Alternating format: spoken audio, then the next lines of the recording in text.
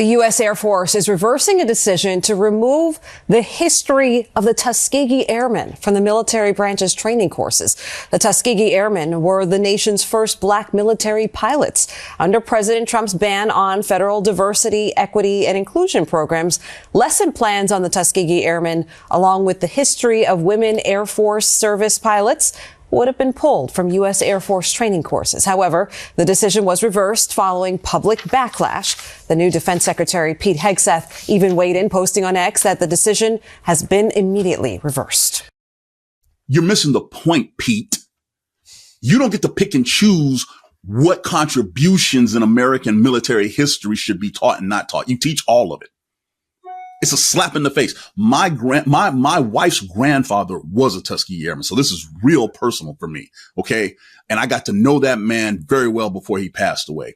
The amount of crap that he went through trying to love a country that wouldn't love him back. And you're going to sit there and tell me, well, that's DEI. No, it's part of the fabric of that flag right behind your head, Ken. Welcome to the Ken Harbaugh Show. I've got audience favorite Bobby Jones back on. He's a former Navy commander, current president of Vets for Responsible Leadership, which did incredible work in the 24 election cycle, actually moved the needle in some key races. Bobby, we're going to talk about something today that I don't think we've talked about on this show, which is money. And if the Democratic Party leadership isn't going to take the fight to Trump the way it needs to be taken to Trump, it's going to fall to organizations like Vets for Responsible Leadership, like the other smaller organizations out there that are at the tip of the spear, doing the hard work, the counterpunching, but they need to be supported. Tell me about VFRL, what you got planned, and what you need. Well, first of all, thanks for having me back on, Ken. I tell you right now, this has been very surprising. You know, before November 5th, you had many organizations, many donors that were fighting to stop Donald Trump and his administration from being reelected, and with good reason. They pretty much knew that Project 2025 was not some showpiece, but it was the actual game plan. And since the election, we have seen, in my humble opinion, a capitulation to what's happening. I mean, every nominee that this man has put up for the Senate has been approved so far, with no hard stop. But most importantly, the voices, the powerful voices of, legacy media, talk, this, that, and the other, it's been soft. The money that was raised prior to for the Harris campaign to oppose these things has dried up. VFRL, to be completely honest, we're operating on a shoestring budget just to keep the lights on. But at the same time, every day, every other day, every week, we're sending out stuff saying, hey, pay attention to what this man is doing. He is literally walking down the playbook of Project 2025. And so, people who can speak up have not been able to speak up due to the lack of funds. But most importantly, there is a general malaise by our elected leaders to step up and do something about it. Now, when I say that, I'm not talking about everybody. You have the Jasmine Crockett's, the Senator Slotkins, who have been very vocal and are asking, where's the rest of the cavalry? But right now, with the moves that this man has made, he's done two things that jump out. And everybody's focusing on the Department of Defense and this, that, and the other. He is single-handedly ripping apart the oversight apparatus of the federal government. All of the inspector generals that he just fired, which require, by the way, a 30-day notice, gone. Suspending every basic piece of the federal budget by decree. That's ridiculous. That's not even, I don't think, constitutional in many respects. But most importantly, everything that he is couching as opposition to cultural things like DEI and this, that, and the other is happening. And there is no real pushback for this. And this is dangerous. This is real dangerous, because if everything continues the way it's going this time next year, you're looking at a completely checklist system of government that is centered around the chief executive, which is not what the founding fathers intended at all. So the lack of money, the lack of funds, the lack of voices against what's happening here in just the first week and a half is terrifying. Those that don't understand why it's terrifying, go read a history book. Look at Germany in 1933. Look at Italy before that. Look at all of these things that are happening that strips oversight and basically checks any type of hard stop against a naked aggression to gain power. So that's where we are right now. The law itself hasn't been a check. It seems like the strategy of the Trump administration, and we war gamed this out time and again, anticipating this kind of thing.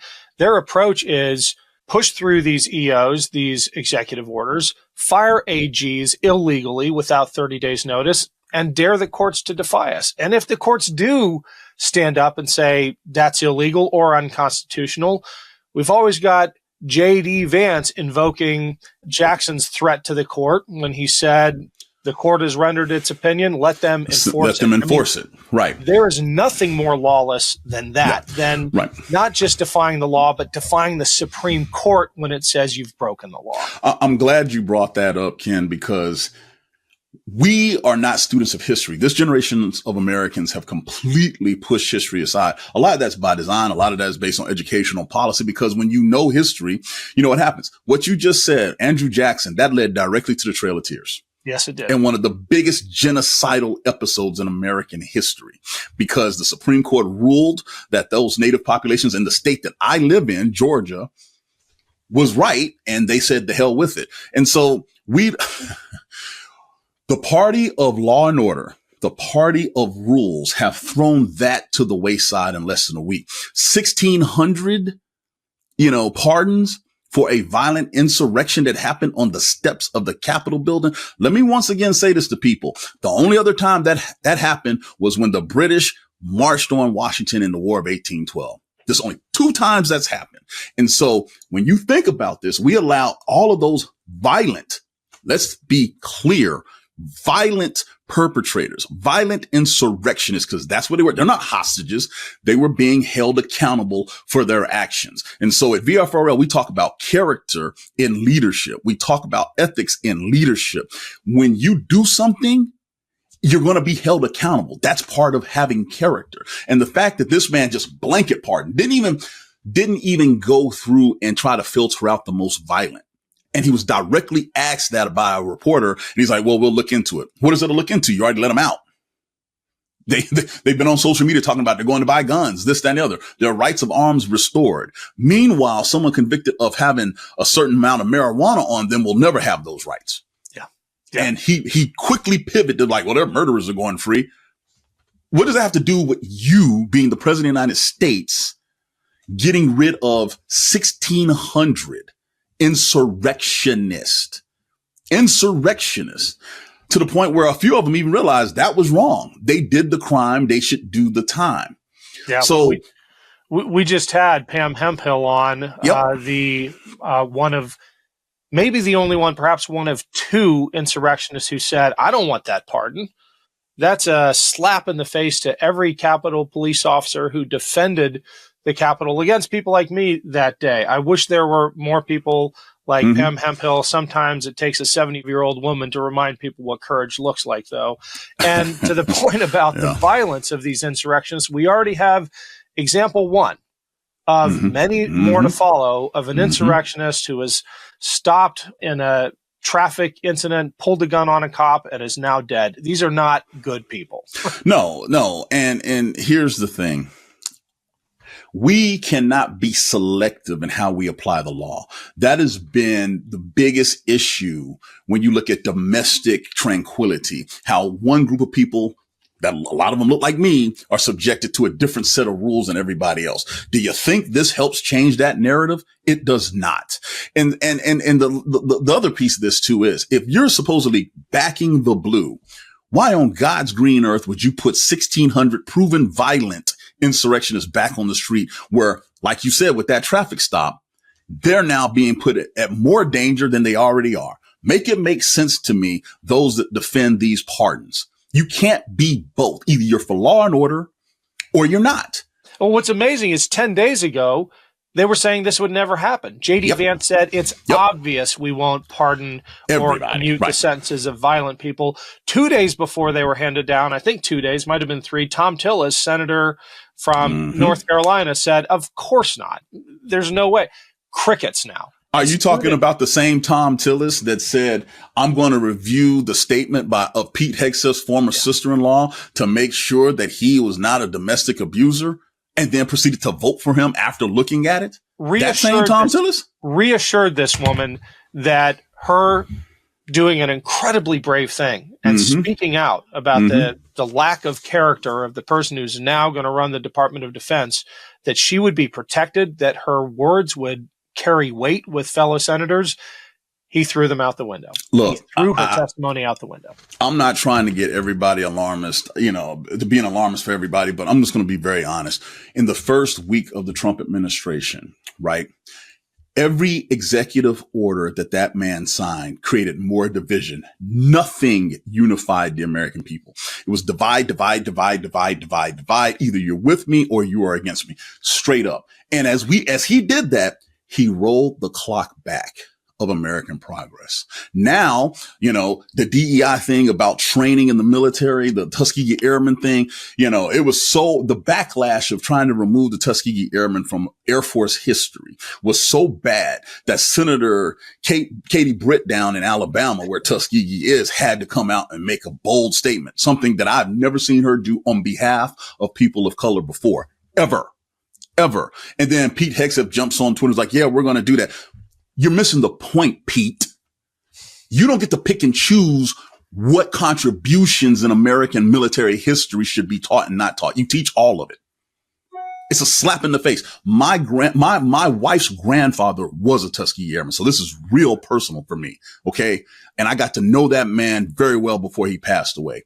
The amount of crap that he went through trying to love a country that wouldn't love him back, and you're going to sit there and tell me, well, that's DEI. No, it's part of the fabric of that flag right behind your head, Ken. And the fact that we're even having this conversation, the USS Mason or the Buffalo Soldiers or any of this, all of a sudden has to be subject to the scrutiny of a man that made 04 after 20 plus years of service and 2 Bronze Stars. That's all? Really? Me and you are more qualified to run the Department of Defense than he is. But he gets the final say in that. It's absolutely insulting.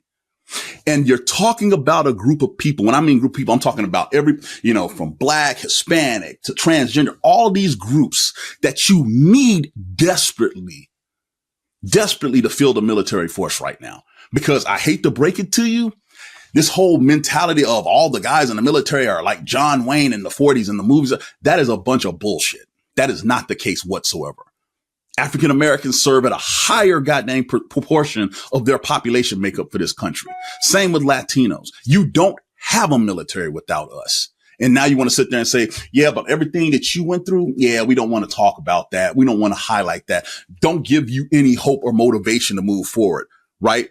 This is ridiculous. Or women in combat roles. My wife's she's a female Navy veteran, an Annapolis graduate too. And the fact that this is even a conversation in 2025, based on the contributions from the Revolutionary War that women have given to Americans and American military, is asinine to me. It's Ken Harbaugh. Quick break to say thank you to everyone who supports this show via Patreon. We're adding exclusive content every week there, so if you haven't signed up yet, head over to patreon.com/Ken Harbaugh. Every single cent we get through Patreon goes back into this show, whether it's researching topics like the piece we recently did on the U.S. Army's counter-fascism training during World War II, or my reporting trips to Ukraine to show what that country is doing to defend its democracy. These episodes can't happen without your support. I'm deeply honored that so many of you have pitched in. If you've been waiting, now would be a great time. We've got another reporting trip to Ukraine coming up and other ambitious projects in the works. We're all in this together. Thanks for everything. I had no idea you have a relative who was a Tuskegee Airman. My grandfather flew B-17s in World War II, and I guarantee you that he would say if he needed an escort, he wanted it to be Red Tails. Yep. And I think there is a logic to that, which is that if you survived as a black aviator through training in World War II, you had to be the best. Yes. You had to be better Yes. than everybody Yes. else. And Yes. I think that holds for, in so many cases, for women in the military today. Yes. There is such a spotlight on minorities who are breaking that ceiling time and time again that they have to be better than everybody else. And I would rather have, if I was just randomly picking, I would rather have a female wingman like Amy McGrath than some rando dude who went through with all the advantages I went through with. I'll take it a step further. You know, I heard people like Charlie Kirk talk about, if I see a black pilot flying a airline, you know, I'm kind of concerned. I want something different. Well, pause right there. My brother's a black military pilot, United States Air Force Academy class of 2005. My brother flew the U-2. You know how many few pilots fly that plane? They give you a number you keep for the rest of your life. If you are so lucky that my brother is flying a plane that you're in, count and pray to whatever God you pray to, because you got the absolute best. See, the thing people like him, the thing like Hegseth that's sitting there talking about, they're ignoring the almost over 300 years of qualified people who look like me, qualified women, qualified minorities who were told no simply because of their appearance. See, we don't talk about that part. The ultimate DEI, the way they're framing it, has been unqualified white men that have been put to the forefront, like Pete Hegseth. Pete Hegseth is a DEI hire. He is, compared to what he's following. A 4-star general in our previous Secretary of Defense, and before him 4-star regimental army commanders. And this guy was at 04 after 20 years, which tells me there's some failure to promote somewhere. Yeah. If you know anything about the military, those of us that are in, we know 20 plus years just in 04. What's wrong? Now we give you the keys to the Pentagon. Forget your personal failings. Forget the adultery. Forget the freaking drunken and the sexual assault claims. Forget the running 2 different organizations into the ground financially. We're going to give you a multi-billion-dollar goddamn budget, as well as the most powerful weapons in the world, with the most trained, capable military in the world, made up by every piece of tapestry the American public has, and tell you need to run it. Even though you said women shouldn't be here, even though you said any contributions by minorities shouldn't be talked about.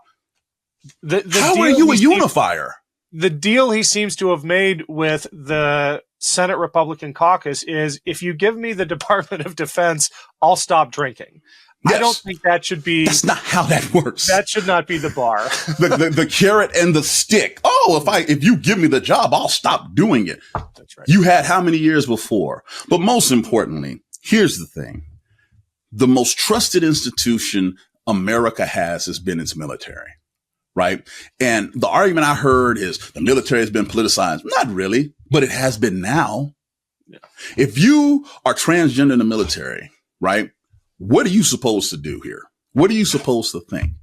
If you are being told, hey, black guy, the stuff that's been done before, no one cares. It's not important. It's DEI. Never mind, your great grandfather serving food on a ship and then having to don a flak jacket and a freaking hard hat and go man a gun in the Battle of Atlantic or World War II, whatever. Your contributions aren't as cool or as important. You know what I'm saying? Why do we have to teach this? Because when you have a movie like Flag of Our Fathers by Clint Eastwood and you don't see not one person of color on the beaches of Iwo Jima, even though they were there pulling people and saving lives, that's why you teach it. And then come back to segregation after stopping imperialism and stopping fascism. Loving a country that still to this day, many will argue, does not love us back. That's why you teach it. To motivate people to move forward, not try to reverse the clock. Are you kidding me? Women are taking technical majors in colleges at a 2-to-1 ratio to guys, but you don't want them in your military. Who's going to operate your nuclear subs? Who's going to operate those high-tech radar systems? It's not something you can just snap your fingers and have happen because you think it looks cool and you want square-jawed, crew-cut, blonde-eyed, blue-haired, whatever. It doesn't work that way. You want to talk about quality? You want to talk about merit? You want to talk about people who want to actually make it a career? Newsflash, it's not you to live in the upper class that you think you're appealing to. It never has been. And so my problem is, these positions, whether you're talking Secretary of Defense, Secretary of State, freaking head of the FBI, whatever you want to pick, they're supposed to unify the American people around a mission. And in the first 10 days of this administration, what we have gotten has actually been divisiveness. The one common theme, divisiveness. How are we supposed to come together when an actual real crisis happens? That may be self-inflicted, by the way, with some of these policies. How's that supposed to work? Yep. Let's bring it back to VFRL. Please make the pitch. Tell us what you need. We'll put a link in the show notes. VFRL, so Veterans Responsible Leadership. Our main focus is helping, supporting, being advocates of people of character in our leadership positions, state, local, federal, because policies, that's politics. That comes and goes. But electing people who, I don't know, haven't been convicted felons, electing people that, I don't know, have not been accused of sexual assault. These are the type of individuals that we're looking for. We're looking also to support people who have put it on the line as veterans, where you don't have to question their love of the country. You just look up their bio, their actions. And let me say this very clearly. Actions show that they love this country. So we're supporting people like Mikey Sherrill in New Jersey, who's going to run for governor, and Spanberger, Representative Spanberger, who's going to run for governor, CIA agent and pilot, combat pilot, back to back. They've put it on the line before they were even known, right? Those are the type of people we want to help, but we need funding to put out our social media, to put out ads and stuff like that, because the real issue here is counter messaging. The messaging that has been put out here in the last really 3 years, the whole election cycle, has been negative and a lot of lies and a lot of misconceptions. And so what do you have to do? You have to counter that. You have to put out proper information, tell people where to go to find it, show people how and why these policies affect you. It's interesting. I served in the military 26 years, and I've slept in some pretty rough places on this planet, but I never thought the fight of my life would have to take place within the borders of the United States.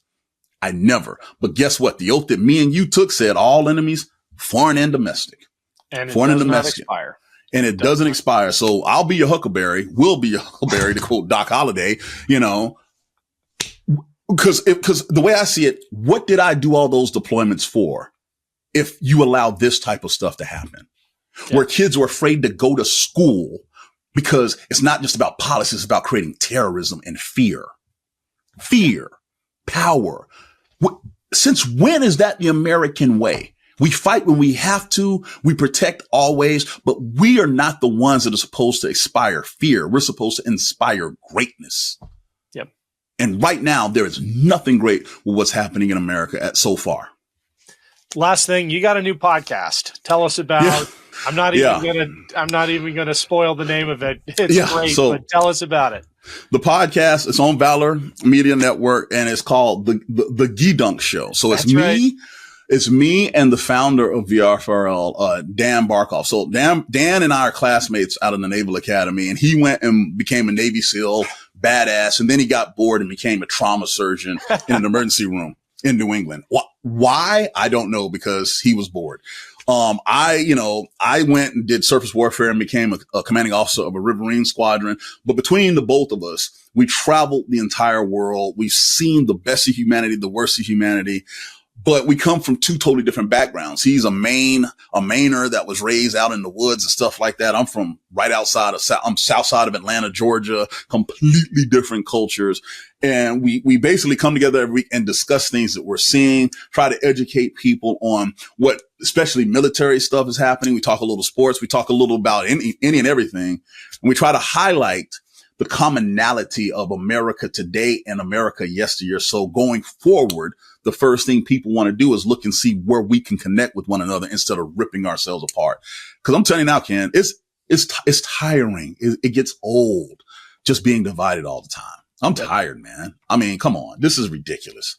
We're so much better than this. We are. So and I honestly believe, and I'm going to maintain this till the day I die, that the main problem in America today is communication. It's information. Mm-hmm. It's not character. There are good people. I agree. Who didn't know better. I agree. You see a lot of FAFO effect going around right now. Yep. So if we can communicate, if we can make your show a hit, if we can get VFRL the resources it needs to do its job, I think we can claw our way out of this. No, it's going to be a process. But the thing that I would tell everybody when having conversations that, to be honest, are long overdue, right? Show each other some grace. So show each other some grace, because just being mad, like, this is what you thought, Okay, what's that going to get us right now? Nothing. We are in the middle of the battle. You got to keep and hold your water and listen to each other and say, this is why we think this way. But at some point, we have to say, what is America? Is it this, where we have someone that rules by executive order and no one wants to stand up to it? Or do we have oversight? Do we have inclusivity? Do we sit there and say, hey, we can get a lot further with the word and instead of the word or? Because that's what it is in my mind. That's all it is. Thanks, Bobby. As always, appreciate you coming on. Let's do this often. Yeah, no problem. Thanks. Thank you. We really were the top guns of the Air Force. This is Brigadier General Enoch Woodhouse II, one of the last remaining members of the famed Tuskegee Airmen, an all-black Air Force unit that became vital in World War II. And people say, well, Woody, how could you be dissatisfied being in an all-black unit? Simple. They were the best. They escorted and protected bombers during World War II. Woodhouse saying they have the best safety record in the Air Force. We all did more than we were entitled to do. During the war, Woodhouse was in a segregated basic training unit. I was commissioned in 1946 at 19. Now, in 46, the war was over. He says every African American, regardless of education or ability, was designated to Squadron F. And F's sole mission was housekeeping. Woodhouse saying a study came out during that time characterizing black youth in combat as docile. The main thing was we lacked physical prowess. Yet it was their physical prowess that made them heroes in World War II. Over the weekend, steps were taken to remove teaching materials about the airmen to comply with President Trump's DEI ban in the military. I was a little shocked at first, but it didn't bother me when things simmered down. You know, I'm just looking at the whole perspective. The Air Force has since done an about-face, returning the footage. Woodhouse has no concerns, calling it just a blip in history. You can't change history. People can make a statement, but you know, being spiritual, the truth will out.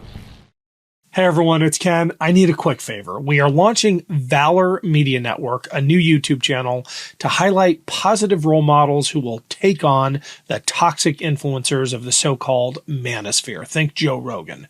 We've got some great hosts already lined up. You'll recognize some of them like Jason Kander, Dan Barkoff, and Bobby Jones. And we've got more coming on board soon. Please click on the link below to Valor Media Network's YouTube page and hit that subscribe button. These early signups make all the difference. Thank you so much. Love this video? Make sure you stay up to date on the latest breaking news and all things Midas by signing up to the MeidasTouch newsletter at MeidasTouch.com/newsletter.